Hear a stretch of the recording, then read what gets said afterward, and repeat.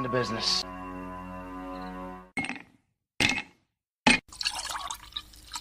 When he drinks, he thinks. That's the nectar of the gods, baby. Hello, everyone, and welcome to the #1 liquid-fueled, liquid lubricated show on the interwebs. This is the Whiskey Musings Broadcast. And I'm sorry that I missed on Wednesday. I'll explain in just a second as to what happened. But before I get to that, man, has it been a packed week. Not just in the news, but also all over and in my own personal life. So first of all, obviously, I'm just gonna have to explain a little bit about what happened on Wednesday. Wednesday I didn't broadcast, and there is a darn good reason for it. So Tuesday, Mrs. Whiskey went in for an operation that was scheduled. She is perfectly fine, so no worries there. Don't need to be, freaking out about that. She is doing just fine. She's recuperating and everything else. But what ended up happening was this guy. So okay, I got to pause the story for just a second. Whenever you find somebody who is honest, has ethics, integrity, says what they mean, and does what they say, you got to hang on to them. Okay. So I preface that because as some of you may know, if you go back into some of my other episodes, I heat exclusively with wood, and wood guys are notoriously unreliable. Either you don't get the right stuff, you get it in the wrong length, you don't get it delivered on time. I mean, firewood is a really hard business. It is. It's a really hard business. And so, this guy that I want to use, I tried to use him last year, but unfortunately I got to him too late. He had already sold out of all of the wood that he had prepped. So what I ended up doing is, I had called him in June, and in June, he basically got back to me and said, yeah, I'll bring you your wood. No problem. Well, then I told him at that point, I was like, hey, look, as long as I have it by, October, I'm good. But in that message transfer back and forth, he basically told me that he was going to get it by the end of the month.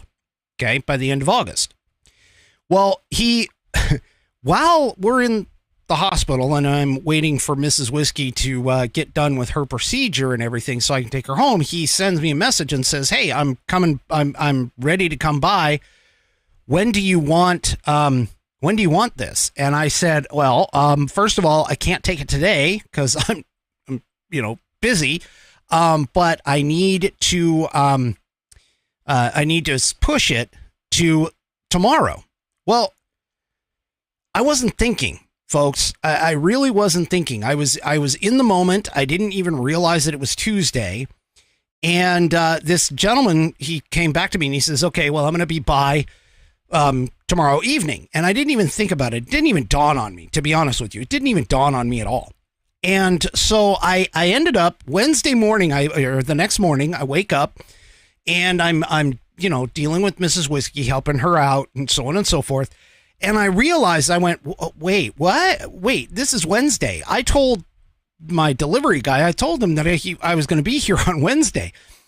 So I sent him a message real quick, said, hey, what time do you think you're coming by? And unfortunately, it was right in the show. And so rather than trying to push him off again, I basically said, you know what? I'm just going to have to apologize to my crew afterward and hope that they can at least understand the situation. So there you go. Long-winded explanation as to why I had to quickly cancel on Wednesday, because I had to make sure this guy, I'm telling you, this guy, he is really, really good. And I don't want to be a flake to him any more than I think he wants to be a flake to me. And apparently I'm fired, according to Amy over on Rumble. All right. Well, I'm fired. Anyway, so that's the reason. I tried to get the message out to everybody. I put it on all my social media outlets. I even emailed some people that I have their email accounts. And they know, I know that they don't hang out on social media that much, if at all. So I tried to get the word out. I did. I made my best efforts. And so unfortunately, I apologize for that. Outlaw Dogs messaged me really quickly and was like, what's going on? What's happening? And I'm going, well, you should have known by basically what I told you. So there you go. So anyway, all right. So that is essentially what happened. And so I apologize. It was one of those things I kind of got, like I said, it was one of those things I didn't want to make him change again. And that kind of stuff. It's just been one heck of a week. And speaking about that too, on the 5th, September 5th, don't forget TGRN Blues goes live. I'll have a little bit more on that here in just a little moment. All right. To get to the regular programming, tonight I am drinking 1776 bourbon from James and Pepper. This is a straight bourbon whiskey here. It is 100 proof. I've had it for a little while. I enjoy it. I picked it up. For those of you that don't remember, I picked it up just because it had 1776 on the bottle. So that was cool. And of course, I'm drinking it out of my Lucky Shot USA We the People rocks glass with the wonderful, lovely bullet coming into the glass. This is just absolutely awesome. You can get them at LuckyShotUSA.com, I believe it is, LuckyShotUSA.com. And of course, I have my standard stones in the bottom, whiskey stones. So there we go. Yes, Bonnie, I know it's not a Kentucky bourbon. My gosh, I can't please everybody. Anyway, all right. So let's go ahead and get this going. Let's talk about tonight's sponsor. It's been a little bit, so excuse me while I reset myself here. All right. The Institute on the Constitution was established in 2004 as a 501c3 nonprofit with one mission: to restore the constitutional republic through grassroots education. All courses and materials are developed using primary source documents and taught from the American view of law and government as defined in the Declaration of Independence in the following 3 key points. 1, there is a God. 2, our rights come from him. And 3, the purpose of civil government is to secure and protect our God-given rights. The IOTC offers the opportunity to educate yourself on our most precious founding document, the Constitution of the United States. They also provide tools to educate your community and get involved with local government. Start by taking their free U.S. Constitution course and go from there. Use my affiliate link. And by the way, folks, I've fixed it. IOTC.whiskeymusings.online. You should be able to go on your mobile and go and flip, get to the page. You should be able to get to it. I know that Outlaw Dogs posted it on X, formerly known as Twitter, and there were some people that were saying, hey, I can't get there. But I fixed it. I worked on that this week and got it fixed. So that's IOTC.whiskeymusings.online to sign up. And while you are there, take a moment to look through their other course material and information. My affiliate link, once again, is iotc.whiskeymusings.online to get great content to learn about our historical founding and support the show in the process. That's iotc.whiskeymusings.online. Or if you just want to purchase this fabulous Saddleback leather-bound U.S. Constitution to support the show, go to constitution.whiskeymusings.online. And guess what? That one works as well. I got that one fixed too. Check this out. It is about 1/8 of an inch of Saddleback leather around the outside. The inner pages are water resistant, and the stitching, check that out. It goes all the way through the pages and the leather book. It has rounded corners. It is buddy tested and buddy approved, as well as my youngest whiskey warrior as well. He's used it for his civil exams or civil badges in Scouts. This has a 100-year warranty against materials and defects in workmanship. If it falls apart or something goes wrong with it, you can send it to them and they will replace it or fix it for free, whichever one they can do. To get this, go to constitution.whiskeymusings.online. And of course, a portion of the proceeds there go to support the show. That's constitution.whiskeymusings.online. And then you can also check out the Institute on the Constitution. I would appreciate if you would go and check them out today as well, because I appreciate them allowing me to be an affiliate and, a sponsor or brand ambassador, I guess, for them. So anyway. All right. So let's get on to the rest of the show with On This Day in American History.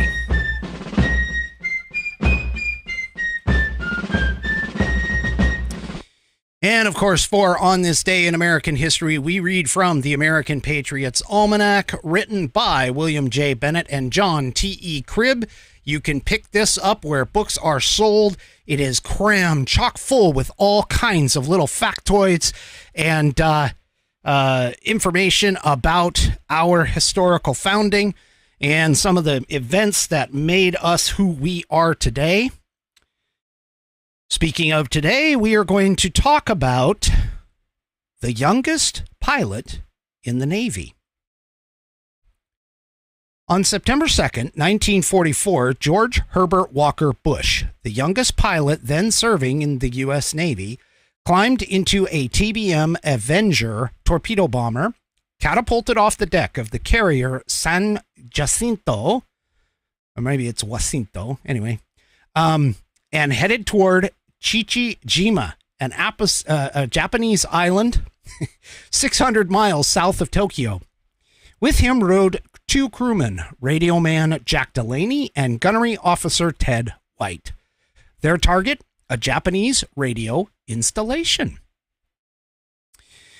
As Bush dove toward the station, black splotches of anti-aircraft fire exploded around the Avenger. Suddenly there was a jolt as if a massive fist had crunched into the belly of the plane, he later wrote. Smoke poured into the cockpit, and I could see flames rippling across the crease of the wing, edging toward the fuel tanks. He managed to unload his bombs on the target and head the Avenger to sea, yelling for his crewmates to bail out. As the aircraft lost altitude, Bush jumped out as well, colliding with the plane's tail along the way. He landed bleeding but alive in the water. Delaney and White did not survive. One's parachute failed to open, and the other never made it out of the plane. Bush climbed into a life raft as Japanese boats sped toward him. U.S. fighter planes drove them back, but currents pushed the raft toward Chichijima, where, unbeknownst to Bush, the Japanese had executed and cannibalized American POWs. Using his hands, Bush paddled furiously against the tide. A few hours later, he saw a periscope break the water's surface, followed by the hull of the sub USS Finback. Within minutes, the downed pilot was safely aboard. Navy sent Bush to Hawaii for rest and recovery, but he couldn't sit still while the war raged, especially when he thought of his lost comrades. So the future president cut short his leave and headed back to the San Jacinto to finish his tour of duty. And that is On This Day in American History. All right. Before I get into the top story of the day, I do want to recognize that we did lose a very well-known and famous singer, Warren Buffett. Or was it Warren Buffett? Yeah. Jimmy Buffett. That's it. Jimmy Buffett. I keep thinking Warren and Jimmy. I keep freaking. Anyway, he went off to the Margaritaville in the sky. He's hanging out up there, walking around shoeless, with a surfboard in his hand, drinking a margarita. Or maybe he's walking around with flip-flops. I can't remember. But anyway, Jimmy Buffett. That's right. Thank you, Outlaw Dogs, keeping me straight. I keep messing those two up, believe me. But anyway, he is off into the great unknown and into the sky. So we thank him for his time down here and for giving us his gift, or providing us with his gift, and he will be well remembered. So a drink to him.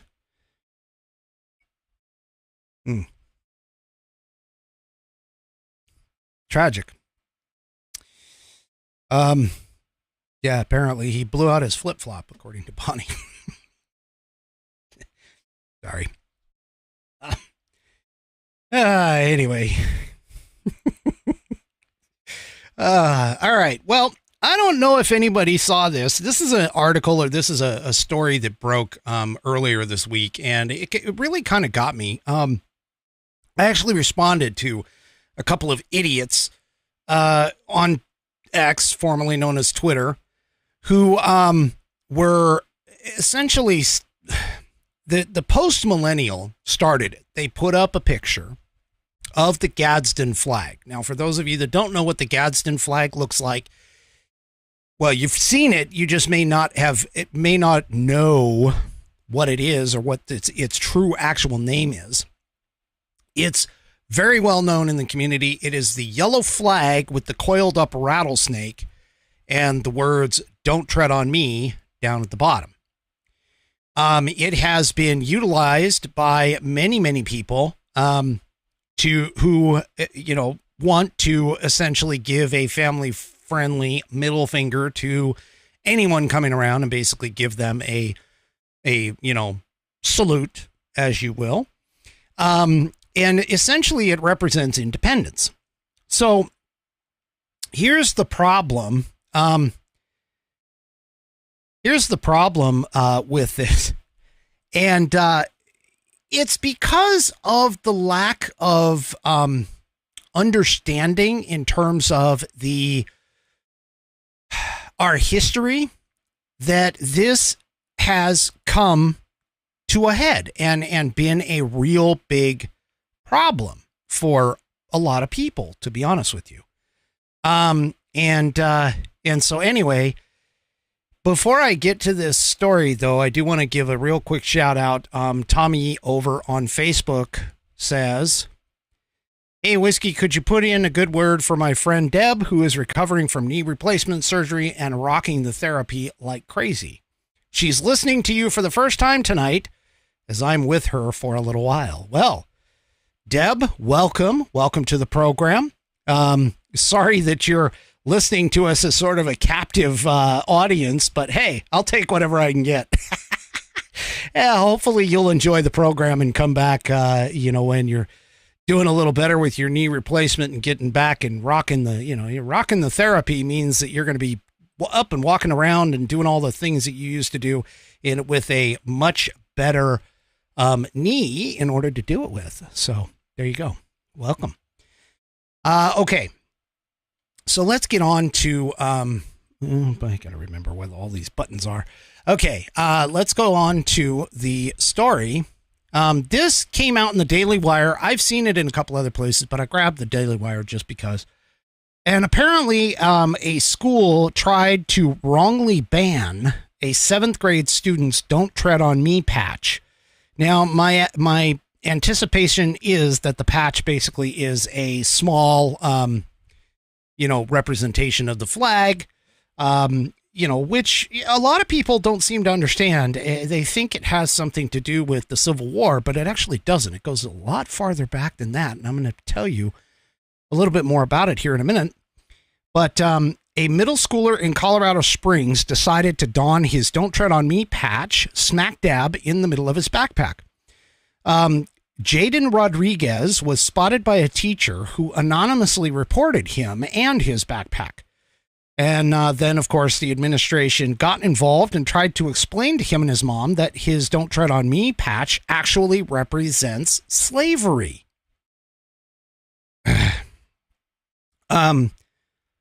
Tommy just by the way, Deb is getting all kinds of hi Debs and prayers and everything else over on Rumble as well. I know you're on Facebook, so I wanted to pass that along. So anyway, Mom apparently went in, to get back to the piece, Mom went in and to meet with the administrator, who began with the reason that they did not want the flag. We do not want the flag, is what they said, is due to the origins with slavery and the slave trade. When Jaden's mom asked what was going to happen if he didn't take the badge off, the administrator responded, I just don't want him to go back to class. The bag can't go. I just want him to go back to class. The bag can't go back. It's got the badge on it. We can't have him or have that in and around other kids. Okay. So here's, and apparently the mom did her homework and her research about it. So, yeah, she did. She even went to go and check the ACLU's website, the American Civil Liberties Union website, and taking a look, and they said that they were just fine with wearing and waving and flying the flag. So let me explain to you a little bit. We're going to go into our American Patriots Almanac, because up here in the front it talks about the flags of the Revolutionary War. I don't know if anybody can see that. Yeah, probably not. But it talks about the flags of the Revolutionary War, and here is. Let me go up. Hold on. Let's go to this. So let me show you. If you're on the video, there is the original "Don't Tread on Me" flag, which wasn't the yellow, by the way. It was a red and white stripe flag. And the rattlesnake was a favorite. So here from the American Patriots Almanac, the rattlesnake was a favorite American emblem during the Revolution because it struck with deadly force if provoked.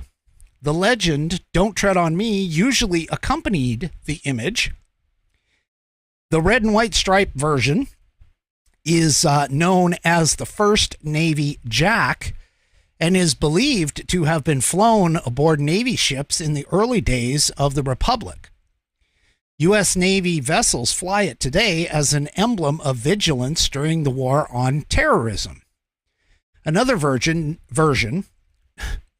known as the Gadsden flag, which is the yellow one that I was talking about, because it was promoted by Colonel Christopher Gadsden of South Carolina, features a coiled rattlesnake emblazoned on the yellow banner.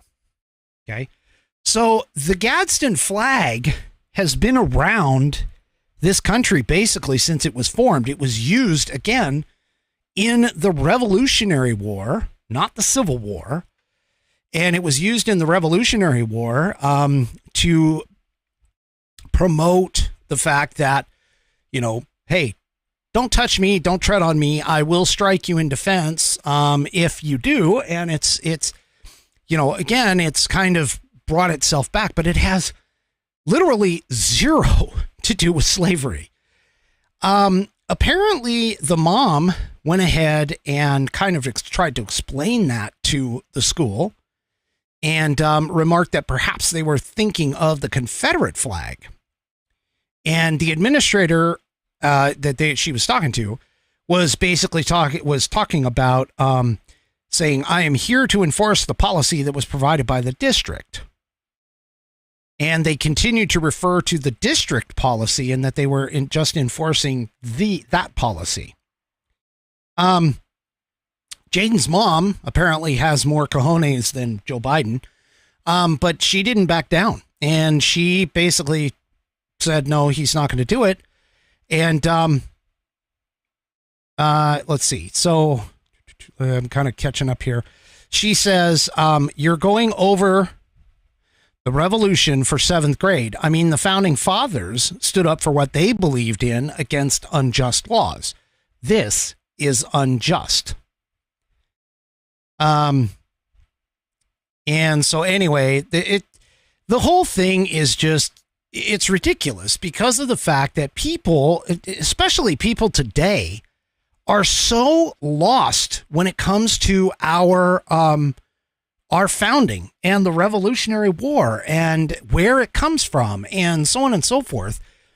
And it just, it astounds me that we are not, we here in America are not even learning about our founding and being proud of our founding and some of the, yes, good, bad, and different. It all is part of what we came from and how we arrived at being this country. Every single little bit. I mean, you don't go and just remove the thoughts of all the bad things that you might have done in your past, or, you may want to forget about them, but they made an impact on your life. And so we need to look at history the exact same way. We need to make sure that these people who are out here understand that the Gadsden flag has nothing to do with slavery. It has to do with the Revolutionary War and the initial founding of our country. And these people who are out there is just, I mean, it's astounding to me that they can even make a decision like that without even understanding the historical significance of the flag, or even focused on, they're, rather than trying to educate someone who is misconstrued the flag as something else. They don't bother to educate and make people learn from it. If one of the kids, let's say, had come up, if I was a teacher and one of the kids had come up and pointed out, hey, that flag is slavery and it's racist, I would have, as a teacher, I would have taken the time to sit down and educate them to make sure that they understand, no, actually it is not. It has nothing to do with that. And although a lot of people consider the Confederate flag as a tie to slavery and racism because it was the South's battle flag during the Civil War, it actually isn't. It harkens to a different time. And yes, again, it does have some relevance in terms of the South, but it wasn't designed to demonstrate slavery. It wasn't there. But anyway, so I'm being told, because obviously I'm a little behind, but I'm being told that the school has backed down and has issued a statement saying that it was wrong. Well, they never should have done it in the first place, to be honest with you. I mean, you see kids running around with like Che Guevara shirts and all that's fine. Or, Cuba shirts or whatever, that's fine. But yet we can't be proud of our American heritage? That's a bit of a problem. So anyway, I wanted to bring that up because that just kind of chaps my hide, and it also points out, it makes a really good point as to how uneducated even our educators are in terms of American history. It's time for us to educate these people, for us to show these people where they are going wrong. And I attempted to do that on X, and of course, the liberal retards, leftist morons, they all jumped on me. But whatever. I don't really care. As Outlaw Dogs made a point, she came on and she was like, you've got a bunch of fans, quote unquote fans. And I was like, hey, you know what? Haters are just going to hate, and they're going to be here. That's just the way it is. I'm sorry. And you know what? I'm going to try and educate you and be honest with you and ethical. And if I tell you that I know something, tell you when I don't, tell you when I'm suspicious of something, I'm going to try and be open and as honest with all of you as I can be. Because as I pointed out in my opening monologue, when you have somebody like that in your life, better grab onto them and hang on, because they are rare. All right. Let's move on. Okay, well, our wonderful and illustrious leader, Joe Biden, my best buddy, apparently some of the left is starting to catch up on what he is doing and some of the things that he has been lying about. It is, it's just amazing to me how many people can't see through this guy. He, he came onto the scene, I don't know how many umpteen years ago, 40, 50 years ago.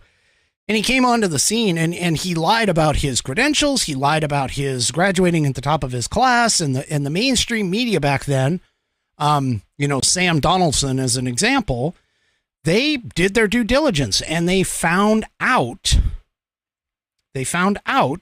about him, and they tried to put it up the first couple times that the man tried to run for president.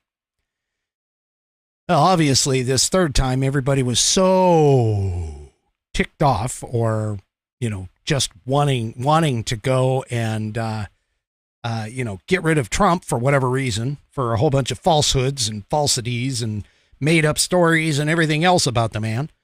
They decided to vote this geriatric in.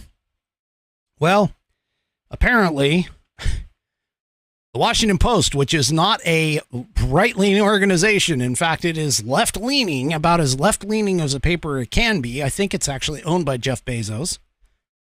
But the Washington Post, according to this article in Fox News, a fact checker busts several of Biden's go-to personal stories. And apparently he has, quote, a tradition of embellishing. The fact checker writes, Biden's propensity to exaggerate or embellish tales about his life led to doubts about his truthfulness. Oh, gee, you think? Anyway, the Washington Post chief fact checker, Glenn Kessler, took exception to several stories President Biden has repeatedly told about his life to connect with audiences in a piece that was printed on Thursday. Kessler went through several reoccurring anecdotes that Biden has shared with crowds over the years and detailed how many of them were embellished or just plain not true.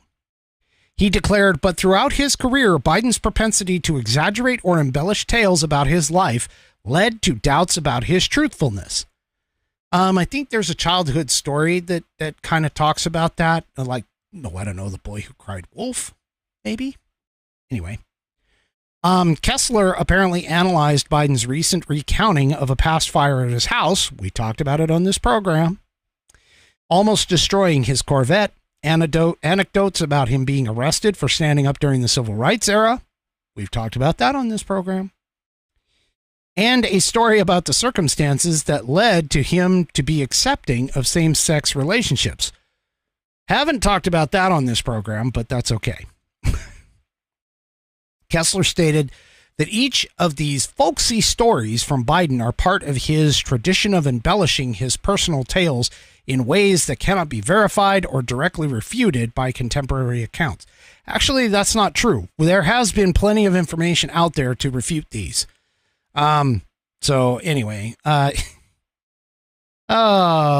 I'm not even going to go through the rest of this article, because this guy is just now starting to realize that Biden lies. Biden's been lying. Biden's been lying his entire career.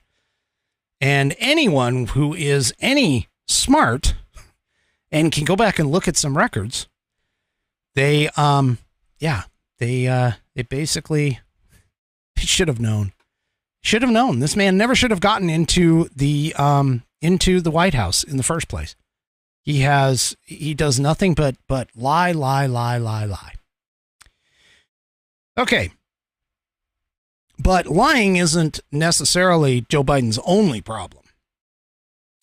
Apparently, the National Pulse has an article here about how America First Legal uncovered a staggering number of emails between Hunter Biden's former firm, Rosemont Seneca, and the office of the vice president when it was occupied by Joe Biden.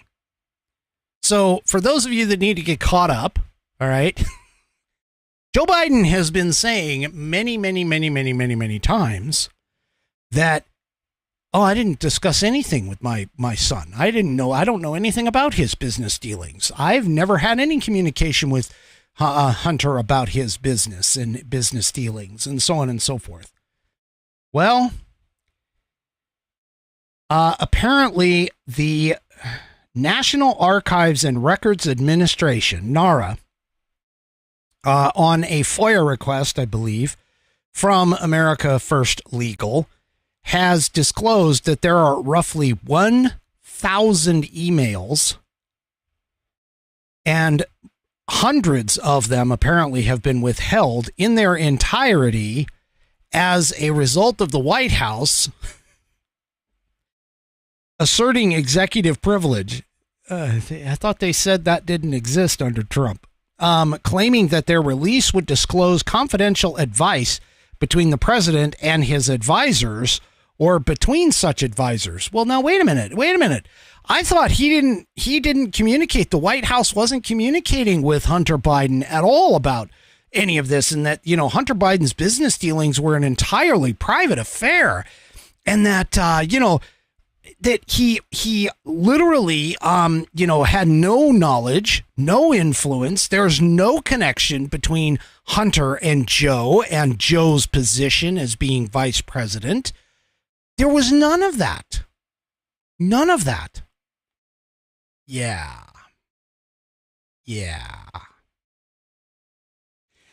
The Gene Hamilton, the vice president of America First Legal, is quoted as saying, "These records provide even more evidence that no daylight," meaning there was nothing hidden, between Hunter Biden's foreign business dealings and the office of the vice president during the Obama administration. The evidence accumulating against the Biden family's malfeasance is staggering. He continued, vowing that his organization would continue to put the pieces of this puzzle together and expose the truth for the American people. Now, I have been smacked, or attempted to be smacked, on social media for saying that Joe Biden is a foreign agent, that Joe Biden has done all these things, and that there's mounds and mounds of evidence of this. Yeah. Well, it's just going to keep getting worse for these people. Mark Twain is quoted as, "There's no amount of evidence that will convince," and I'm paraphrasing here, "convince an idiot of its veracity," or something along those lines. But anyway, I have a meme of it, but he was right. He's totally right. These people who are still hanging on to Joe Biden being good old Grandpa Joe and everything else, they are either smoking some really good shit or they are, just so far off into la la land from drinking the Kool-Aid. Yeah. Anyway, well, apparently Biden, you remember, of course, we know Biden lies. We know that this is a problem. Well, the whole Mayorkas thing where Mayorkas was saying the border is closed and all of this other stuff. Well, according to the Washington Examiner, leaked DHS data shows that Biden's border crisis roars back after a brief Title 42 reprieve. Now, for those of you that don't recall, Title 42 ended. It was a directive, I'll say, put in place to turn back the immigrants coming to our border because they wanted to keep COVID, in particular, out of the country. Well, obviously that didn't work. Well, Title 42 ended.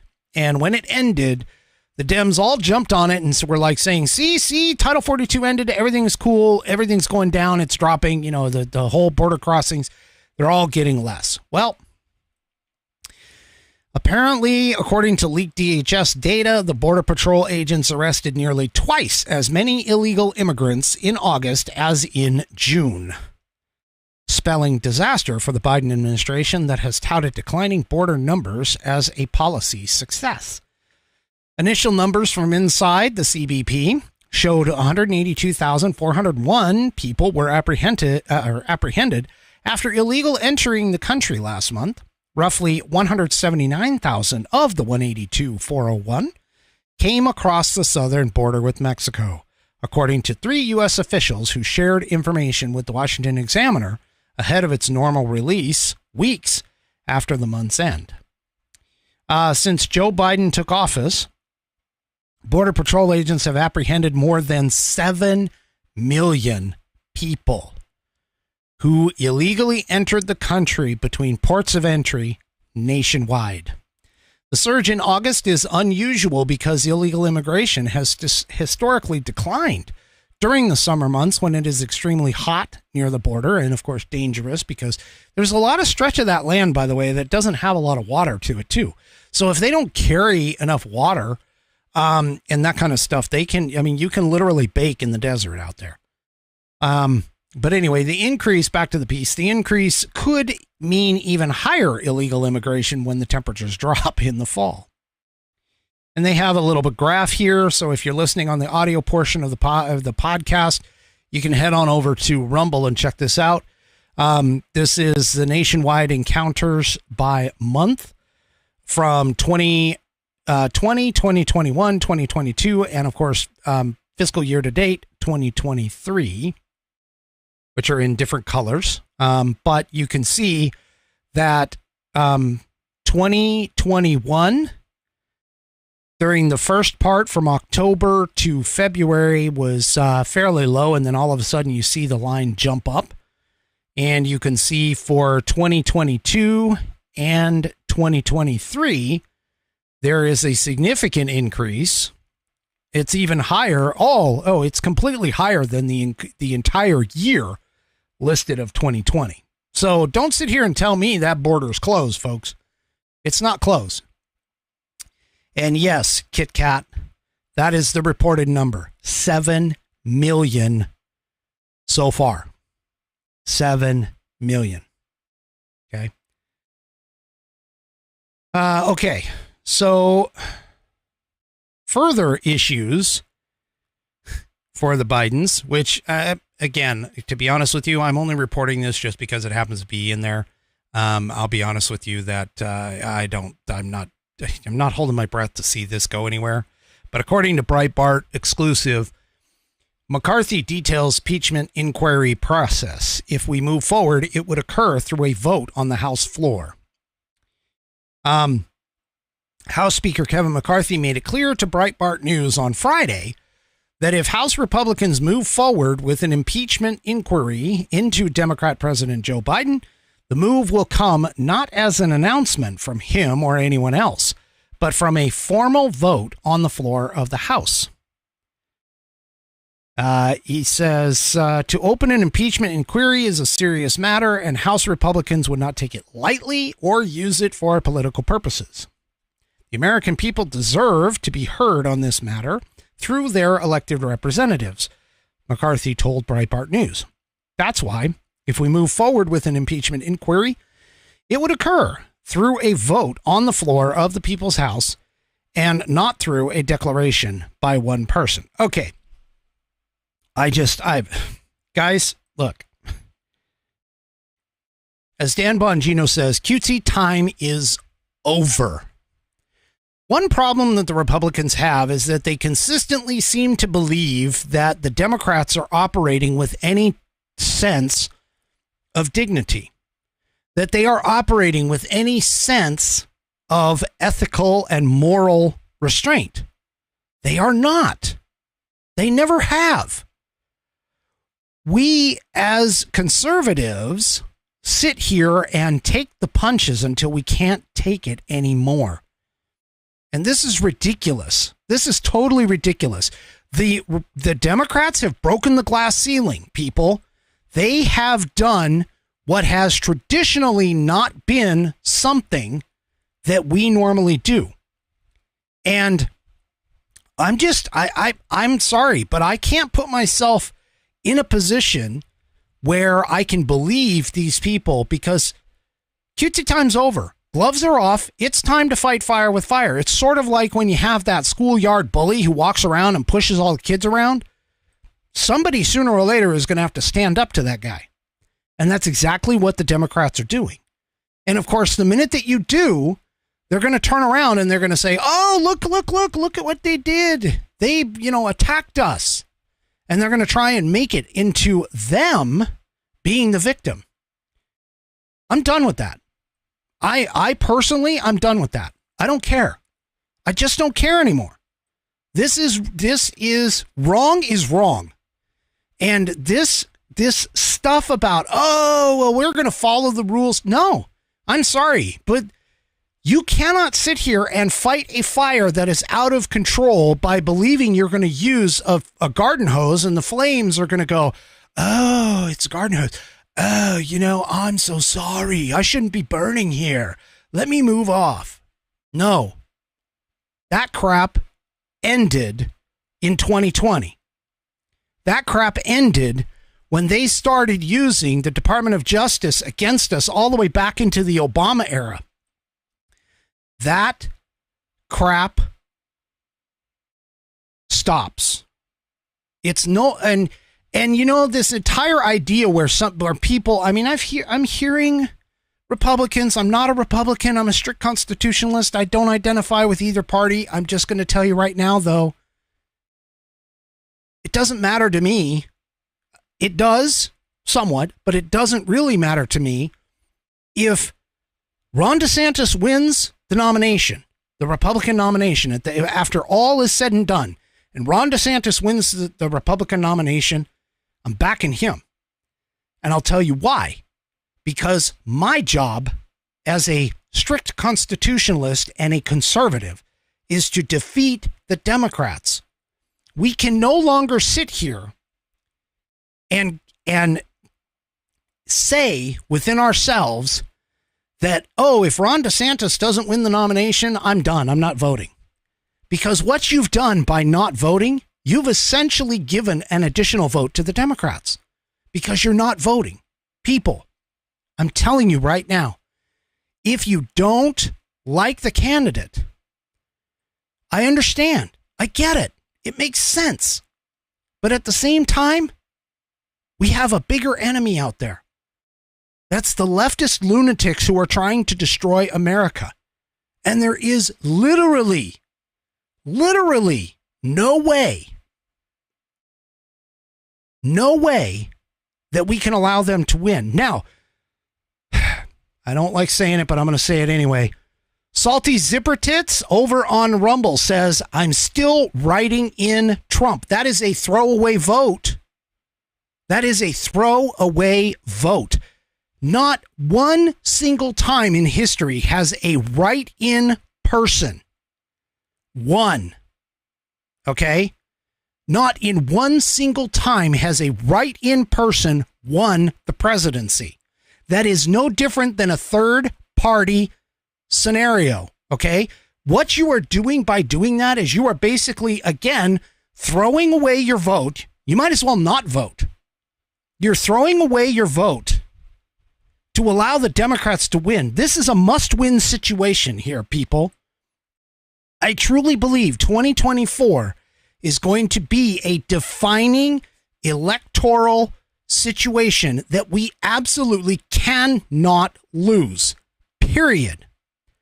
We already have to overcome all of the dirty tricks that they've been gathering for all of this time and have finally started to use them out in the open. We have to fight back. And if Donald Trump wins the nomination, then everybody, DeSantis people, Tim Scott people, Nikki Haley people, you all have to get behind Donald Trump.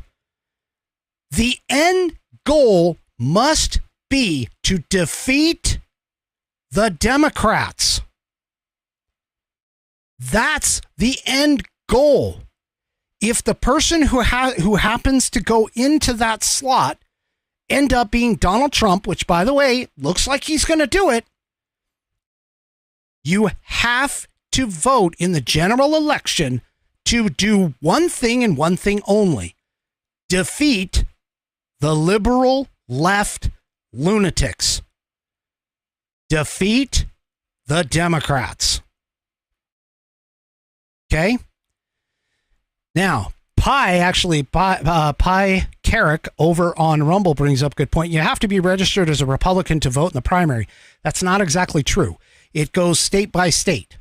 So for an example, here in my state, we no longer have a singular Democrat primary and Republican primary. We have essentially the top two go to the general. That's the way our thing works. So if that ends up being two Democrats and they go onto the ticket, then so be it. It doesn't happen that way, but that it theoretically should be the way to go. Okay. And look, you know what? I understand. I get it. But we cannot let Joe Biden and his people, his Obama appointees in the White House, I remind you again, because this is kind of Obama's third term here, folks. We cannot allow those people to get back in the White House. And I'm not entirely sold yet, to be honest with you, that DeSantis is in the deep state. I'm not entirely sold on him. I think there's a lot of misconceptions running around about him. Vivek kind of has flip-flopped back and forth. I'm a little concerned about that. But to be honest with you, Vivek is like a third horse in the race, way back. No, it's not that I'm short-sighted.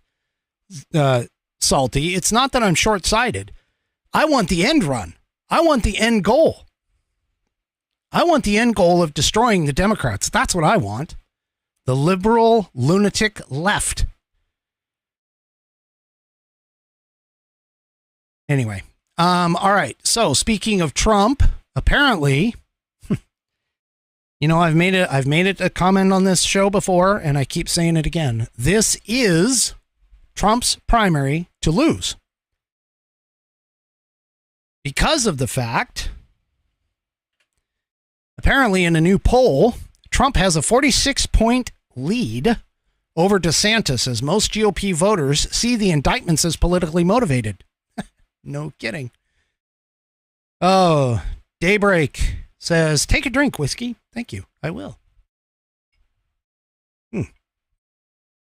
Yeah. She sent me a Rumble rant just to get my attention. Thank you. I do appreciate that. All right. So back to the piece in the Washington Examiner. Apparently, Trump has a 46-point lead over DeSantis as most GOP voters see indictments as politically motivated. The polling was conducted by Fabrizio Lee and Associates, which is run by Tony Fabrizio, a longtime Trump pollster, in partnership with the Wall Street Journal, shows that Trump is polling at 59%. His lead is about 46 points over his nearest competitor, Ron DeSantis, who is at 13%.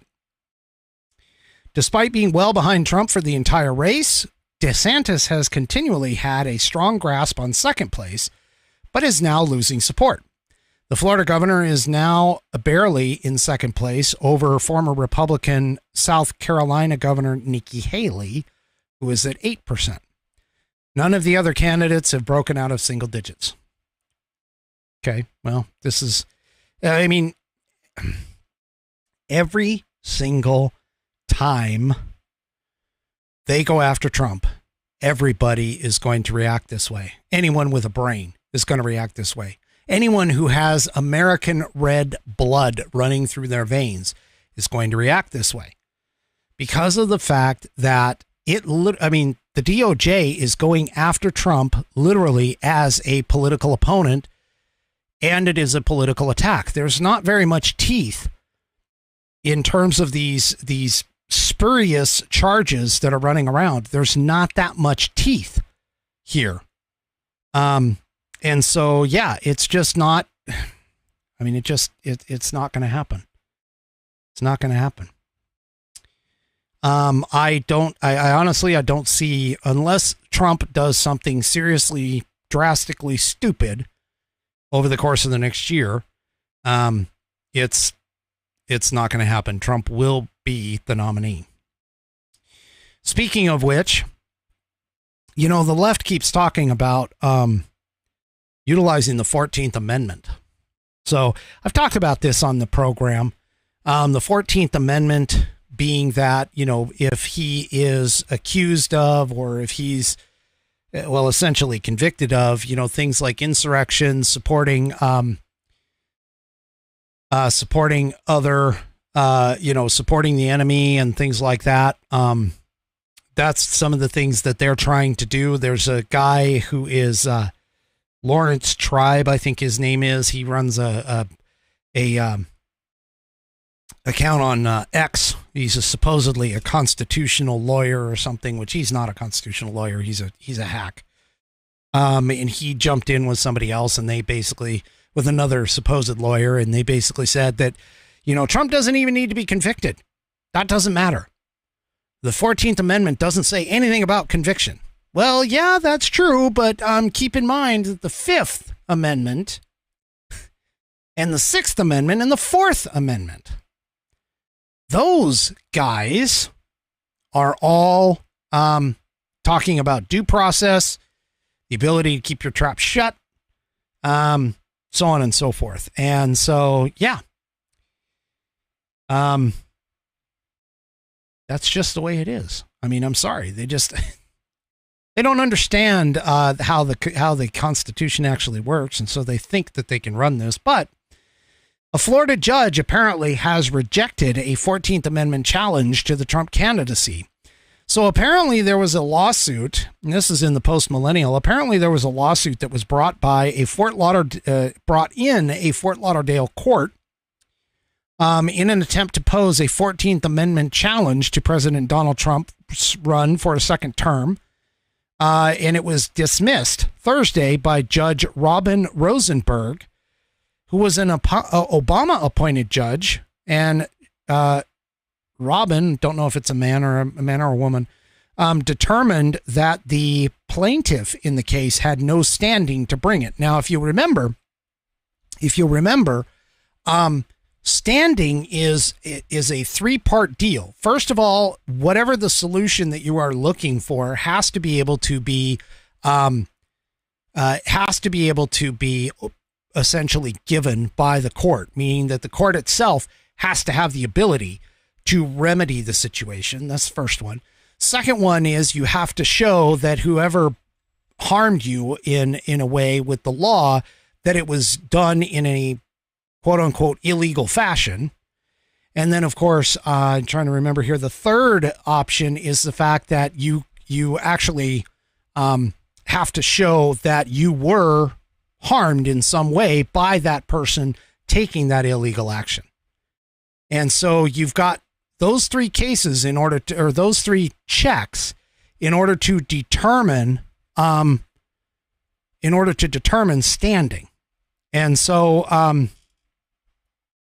anyway, the point is that this plaintiff lacked standing to challenge the defendant's qualifications in seeking the presidency. Oh, it is a she. She said, going on to say that the injuries alleged by the plaintiff stemming from the Capitol riot on January 6, 2021 are not cognizable and not particular to them, according to the Palm Beach Post. Rosenberg continued in the ruling that an individual citizen does not have standing to challenge whether another individual is qualified to hold public office.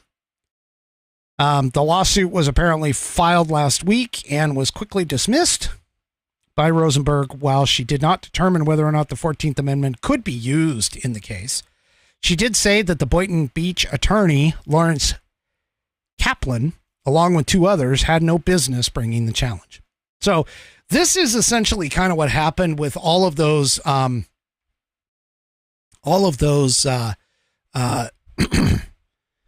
lawsuits that came due to the election and everything else. Many of the lawsuits that were brought up were dismissed due to not having standing.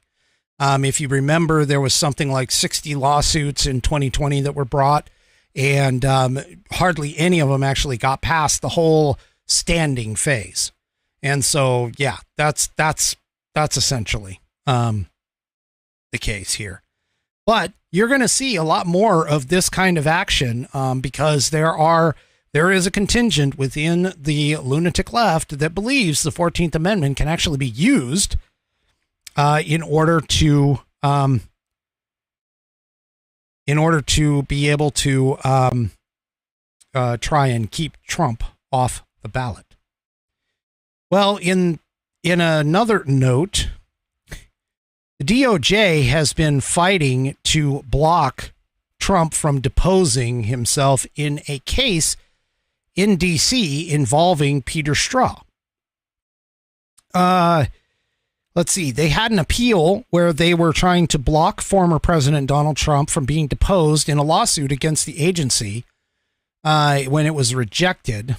When the D.C. appeals court ruled, as a lower court did in July, that the former president could actually testify. Okay.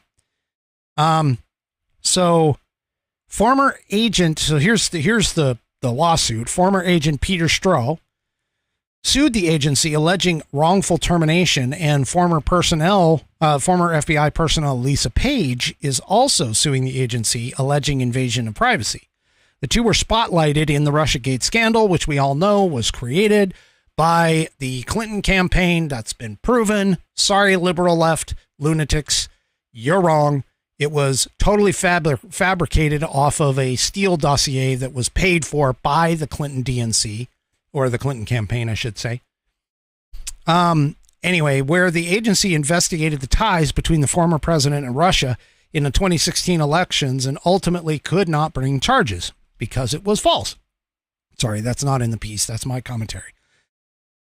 Text messages between Mr. Strzok and Ms. Page were publicized, revealing their bias against the then presidential candidate.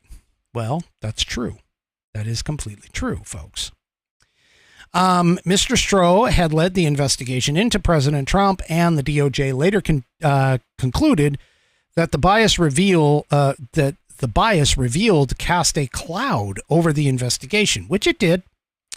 Ms. Page resigned, but alleged in her lawsuits that the invasion of privacy stemming from the publicized text messages made her a target of frequent attacks by the President of the United States, as well as his allies and supporters. Well, you know, I'm just going to point this out. Maybe don't do it on a government-owned device, or any other owned device. I mean, I certainly don't do personal text messages on my work phone. Doesn't happen. Anyway, so the district appeals court found that the extraordinary circumstances required to have a high-level official testify, they were met in this case, and that the DOJ did not properly show an argument that the lower court's decision to allow it constituted a clear abuse of discretion, as they had claimed. So they tried to block it. It didn't get blocked by the lower court. They appealed that decision, and now it's been upheld for that as well. So anyway, all right. Let's take a quick break. Let me talk to you for a second about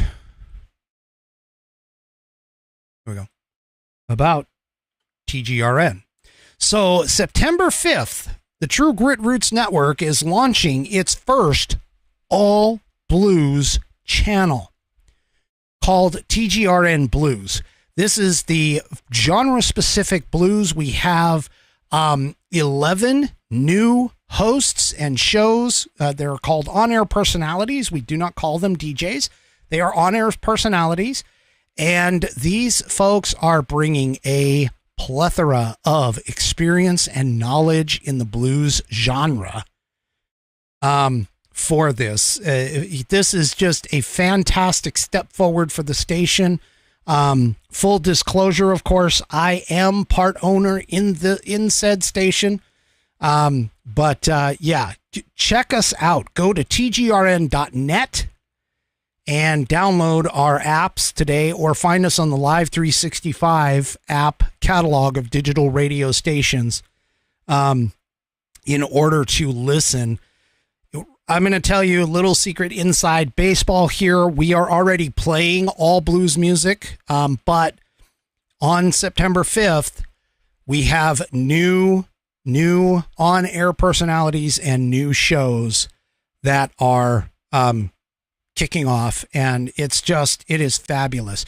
Does anybody remember, and I'm a little excited about this, but does anybody remember the whole dust up about Lady Antebellum, the country group Lady Antebellum, going to trying to change their name to Lady A and getting sued by an artist who was already using the name Lady A for years before? Do you remember that?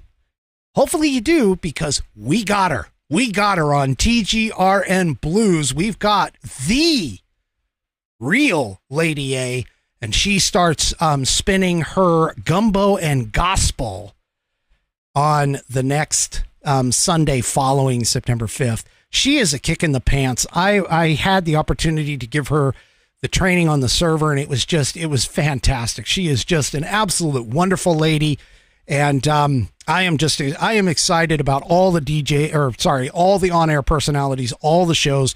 We've got a great lineup, deep bench of people who know the blues and understand the blues. So if you like the blues, head on over to TGRN Blues and take a listen. Obviously, don't listen while you're watching the Whiskey Musings broadcast, because, I would hate to see you go. But that being said, go and check them out on your other downtime. We've got some great new stuff coming out. This is fantastic. And of course, it all starts September 5th, right on tgrn.net. And we are out of Austin, Texas. Breaking boundaries in authentic roots radio. All right. Okay, so we have, the whole thing on climate change. Let me get back to the show here. We have the whole thing on climate change, and I've been telling you on this program, I've been talking to you about how California seems to be like their greatest, what do you call it? Their greatest, like, case study on going green. And I'll be honest, Oregon and Washington kind of follow along with whatever California does. But California has kind of been the leader, and they've been doing a lot of things like taking down a lot of their typical fossil fuel plants for their electricity. And I've told you on this program, every single summer, they always have brownouts and blackouts because of the fact that the green energy, the wind and the solar energy that they have converted over to them, have pretty much gone and caused them to have a problem because they can't support the draw on their electrical grid. Well, this article popped and I thought it was so apropos. This is in Red State. Here, this is classic headline here. Reality bites. California moves back toward gas and nuclear energy to keep the lights on. Apparently in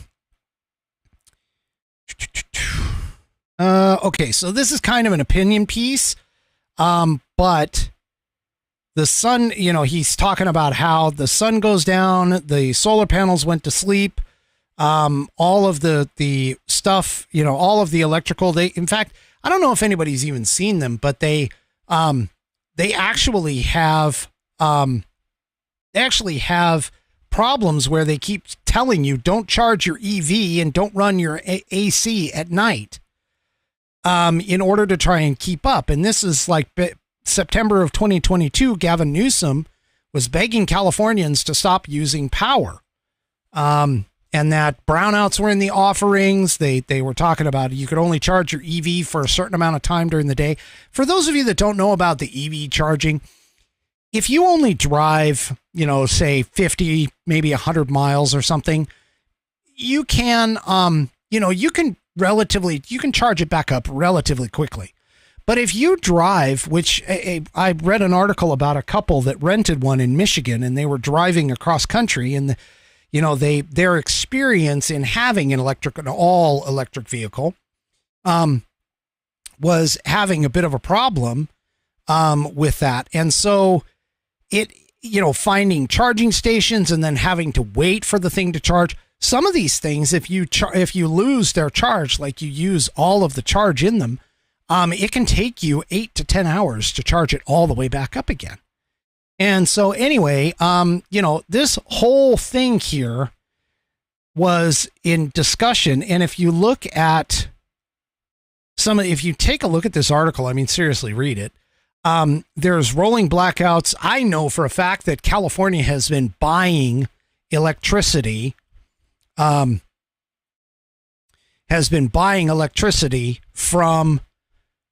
neighboring states like Nevada from the Hoover Dam, like Washington from some of our hydroelectric dams that we have here. Bonneville Power Administration, which basically stretches from Oregon into Washington, they sell California electricity all the time in order to backfill the loss or the lack thereof of electricity down in California.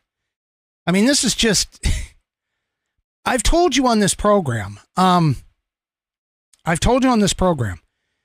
there's nothing wrong with green energy. There really isn't. Okay. There's nothing wrong with green energy. What there is, though, is to solely rely upon those green energies.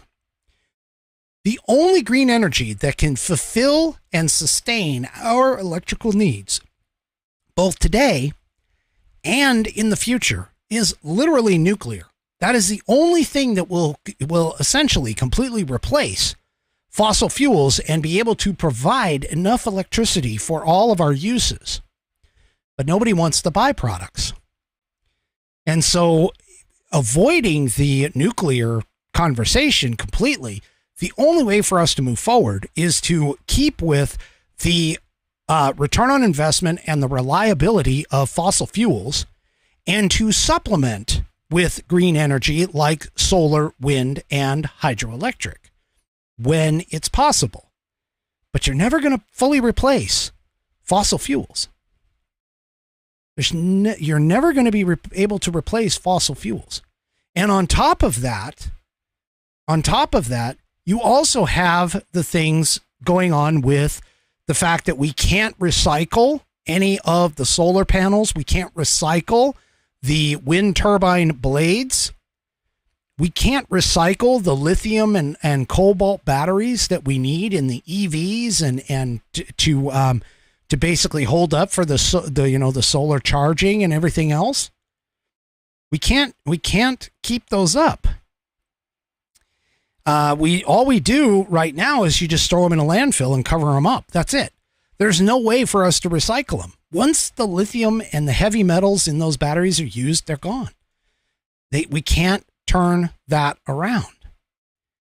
And and then of course, there's pros and cons to everything. Like I've said, there's pros and cons to all of it. So you just have to be able to balance the pros with the cons in order to come up with a true solution.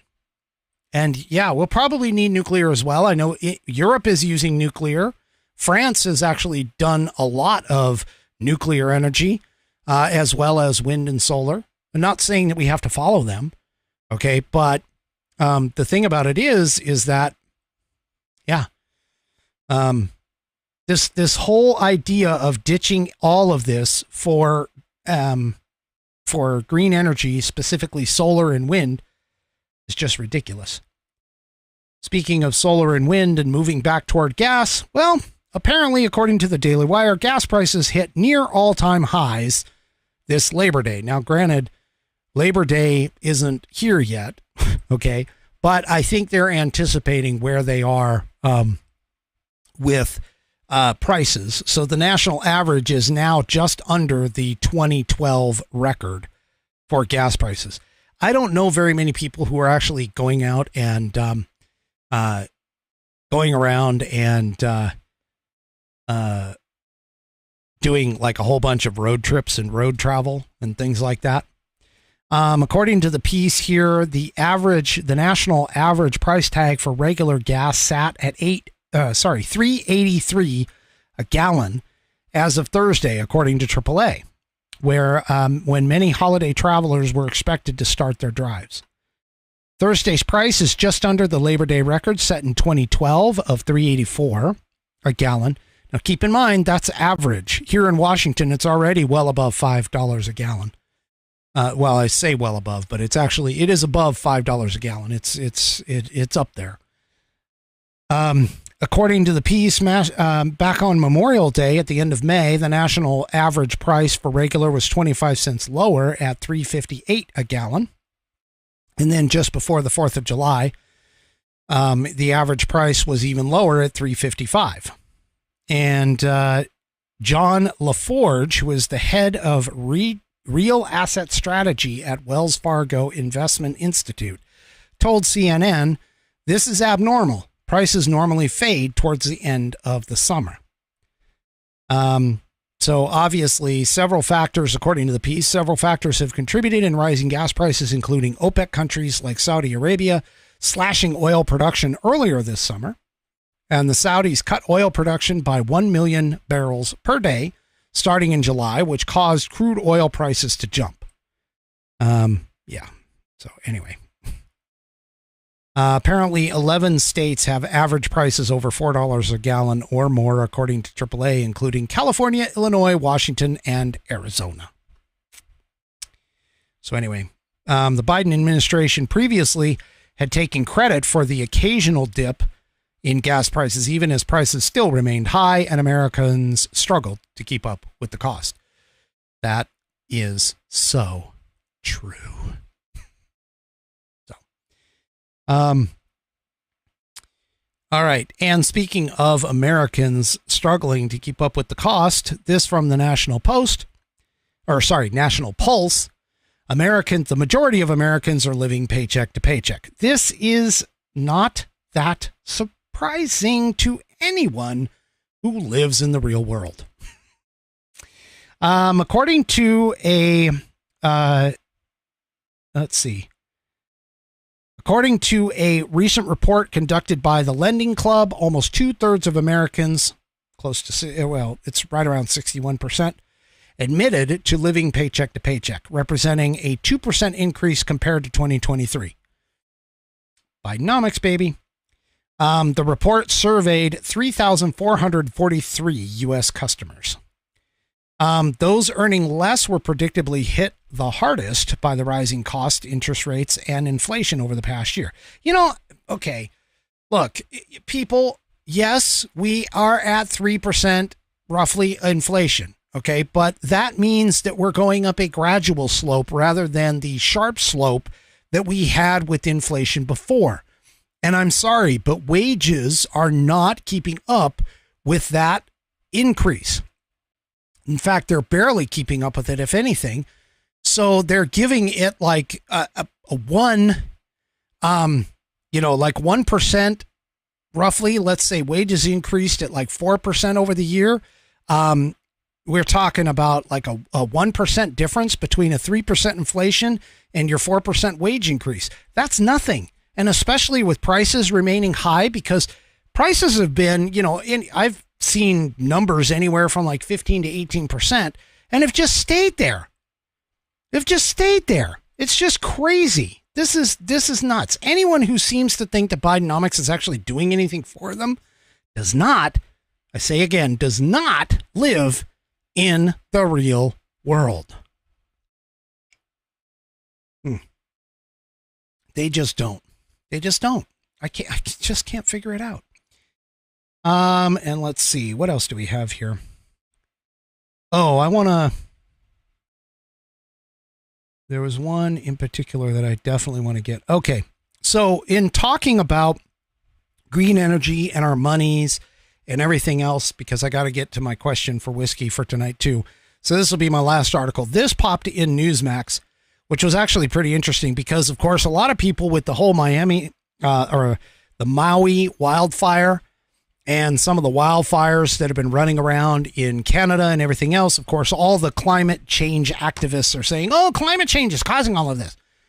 Okay, well, and also the quote, excessive heat that we've been having. Well, apparently, according to Newsmax, just over 1,600 global scientists rightfully debunk the climate hysteria. Any claim of consensus that the science is settled regarding the existence of a dire climate crisis emergency caused by carbon dioxide is deceptive, destructive, and costly fraud. Okay. The World Climate Declaration made public by the nonprofit scientific Global Climate Intelligence Group, CLINTEL. Oh, okay. In August, endorsed by just over 1,600 informed scientists and professionals, including two Nobel laureates, John Clauser of the USA and Ivar Giaever. Wow, that's a heck of a name. Spelled Giaever from Norway and also from the USA. Kind of, he's mixed, I guess. Clearly says otherwise. Having published 2 highly rated books on the subject, the second at the urgings of the late Dr. Fred Singer, founder of the U.S. Weather Satellite Service, and the late Dr. John Coleman, co-founder of the Weather Channel. This writer is among 321 U.S. signatories. They argue that climate science has degenerated into a discussion of beliefs and not on sound, self-critical science. They say that there is no emergency, that natural as well as human-caused factors are causing temperature changes. The world has warmed significantly less than the theoretical models have predicted, revealing that we are far from understanding the complex influences, that the climate models are not remotely plausible as policy tools. They exaggerate the effect of greenhouse gases while ignoring the enriching and vital vegetation benefits of CO2, which is essential to all life. Records show that global warming has not increased natural disasters, which, of course, that was the first thing that Biden jumped on and was talking about with the whole Hurricane Idalia. These people. Anyway, there is ample evidence, however, that CO2 mitigation measures are as damaging as they are costly. Oh, my gosh. And they also say that climate policy must respect the scientific and economic realities. There is no climate emergency, and therefore these people strongly oppose the harmful and unrealistic net zero CO2 policy proposed for 2050. So basically, in other words, now for all of those people who are out there, the climate hysteria folks who keep saying that the proof is out there, that everything is settled, the science is settled and everything else. Yeah. No, it's not. It's not even close. Not even close. All right. Okay. So let me get to, let me finish off the show here. We'll get to tonight's question for whiskey. And tonight's questions for whiskey comes from Outlaw Dogs. I actually meant to do this last week, but I ran out of time. I got too involved with talking, which sometimes can happen. So I apologize. So we just recycle it for this week. All right. So here is her question. I thought about this while doing an episode of A Sip of Whiskey. Well, first of all, thank you very much for doing those. By the way, for anybody that wants to know, over on Rumble, Outlaw Dogs has her own Rumble channel where she has put up some stuff about her puppies, about, there's something in there. I recall there's like a flag, American flag and stuff, but she also goes and takes clips of this show and puts them on and calls them A Sip of Whiskey. So I do appreciate all of that. For them. And so,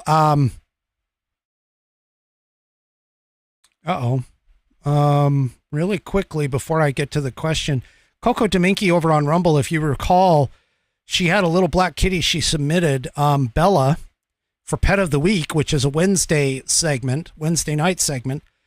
She apparently has terminal cancer. I am so sorry about that. Unfortunately, I know a lot of kitties get cancer very easily. But I apologize. I feel really bad for you. We've had several kitties that have come through and passed. So anyway, I apologize I'm sorry for that. That is so sorry. I'm sorry to hear that. Okay. So back to the question. I thought about this while doing an episode of A Sip of Whiskey. As you state, a driver's license is not a very good form of ID, and it should be a passport. Okay, that's because of what I put out on social media. I think the U.S. passport should be used for all identification purposes whenever it comes to federal identification, because of the fact that it does verify someone's birth certificate versus a driver's license, which in many states does not need anything other than a utility bill to prove who you are.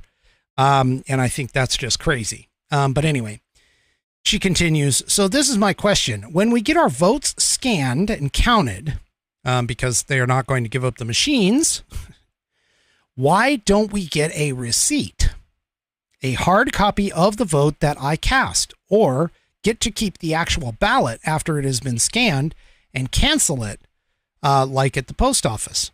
I should have proof that I voted a certain way and can prove it in court if needed.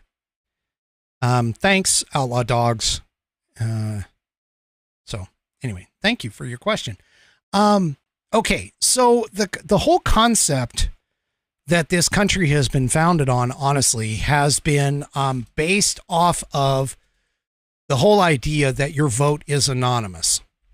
And so one of the hardest things I think that people are going to attempt to have to overcome, and I honestly, I do believe that this is going to be potentially a step in the future to prevent election fraud, to be honest with you, to have a trackable ballot. Washington State actually is kind of close to it. Our ballots here, while we do all mail-in voting, they do have like a QR code that comes with it. It comes on a tab. It's a detachable tab, and you pull the tab off. And if you go to a website, you can type in either your name or I believe the tab number. You can go either way, and it will actually present to you whether or not your ballot has been officially accepted. Now, it doesn't have any information as to how you voted, and I honestly think that could be a bit of a downfall. I think the whole idea of us doing things anonymously was in order to avoid things like political pressure. For an example, somebody who is not me could go and cast their ballot either way. I mean, pretty much I make my political leanings fairly well known. So it's no surprise who I'm going to vote for in any particular case. But the fact of the matter is that not a lot of people do that. A lot of people don't talk politics. They don't want to discuss it. And so because of that, there is the thought that you need to be able to cast your ballot anonymously in order to kind of make it fair. Okay.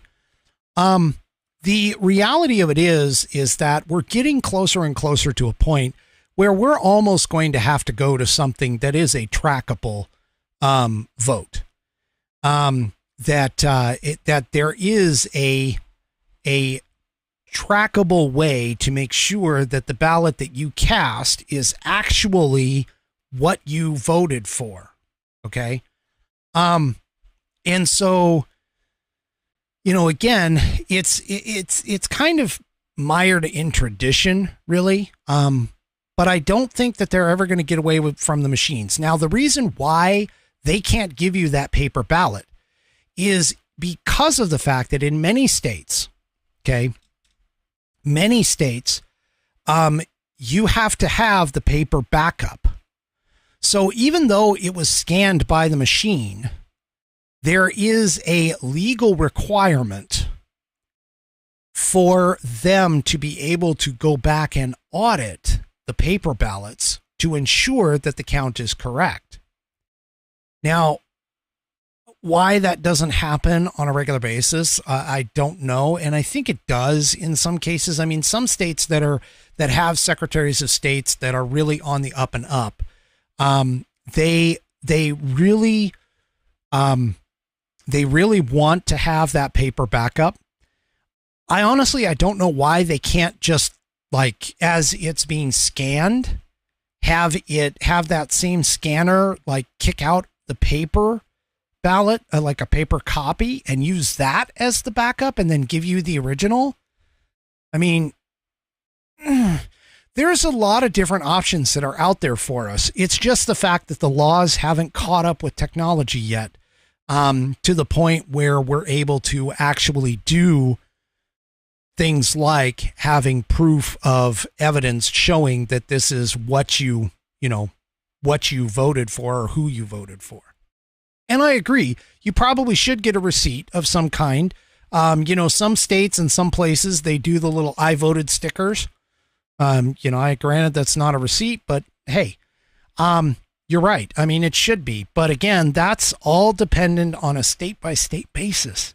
Because remember, the Constitution states that the state legislatures have control over elections and how they're run within each state. Hopefully that answered most of your question, or whatever. But anyway, do me a favor. If you have a question for Whiskey or a pet of the week, you can send both to my email address, which is very simple. It's fans, FANS, at whiskeymusings.online. That's fans, Foxtrot Alpha November Sierra, at whiskeymusings.online.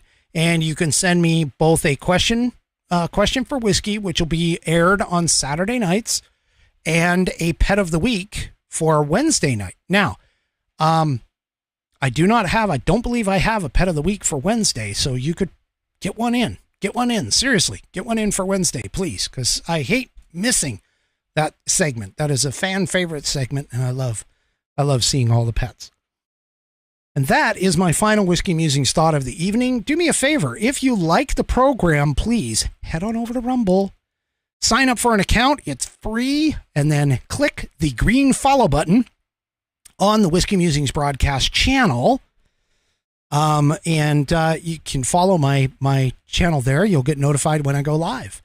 I'm not leaving Facebook or YouTube or Twitter. I'm not leaving any of those, but because we know that especially as elections come around, we know that I might get censored more, and Rumble doesn't censor. So just have that as your backup. If you prefer to use Facebook or YouTube or whatever, it's perfectly fine. I'm not going to fight you on that. That's your choice. That's why I do it. But do me a favor and make sure you have Rumble as a backup so you don't miss a single Whiskey Musings broadcast. And you guys have the great rest of your 3-day weekend, the Labor Day weekend. And we will see you on Wednesday right here on the Whiskey Musings broadcast. Good night, everybody.